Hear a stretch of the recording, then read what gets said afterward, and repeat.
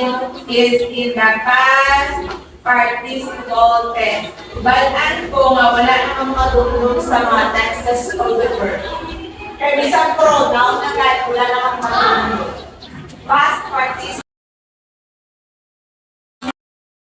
tense of the verb. How about jargon?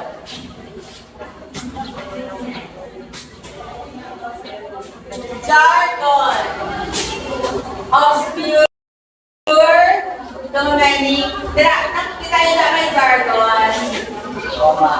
Yes. Limit and or define your use abbreviations. Acronym and jargon. Lalo pa sa thesis, do not use abbreviation always. Pag maggamit ka CPI, po na siya sa sunod pwede na magamit. Basta talaan namin sa full meaning at abbreviation. And, ano pa, abbreviation, I mean acronyms. Jargon. We have medical jargons, law,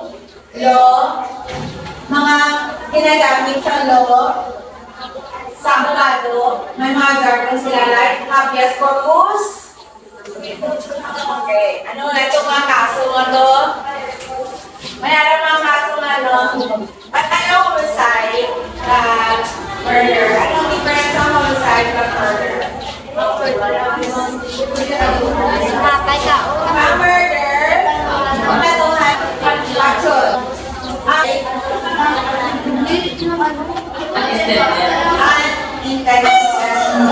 Example. Ligaw na para sa ating video. Di ba mga? Kaya unintelligence, ligaw na para sa ating kanay ka. Dahil sa ano, sa murder,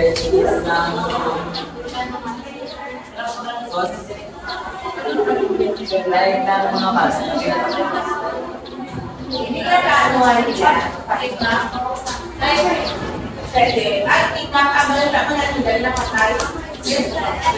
Mabagyan na nila.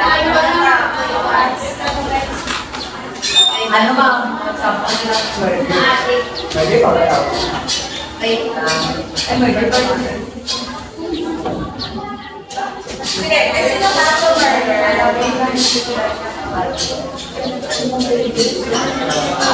sino may kaso ma-murder?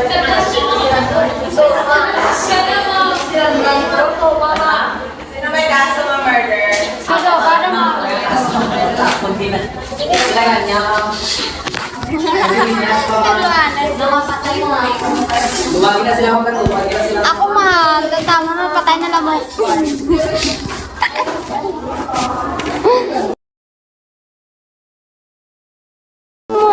May kaso ka sa kapatid na loob. Ma'am, sila na, mama. Mas pwede ng planuhan. Baga Morocco, Sengit Morocco. Binyas ka ang naganya. Pwede rin yung Morocco.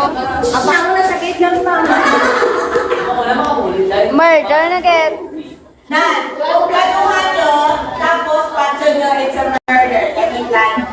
Kasi ako lang sa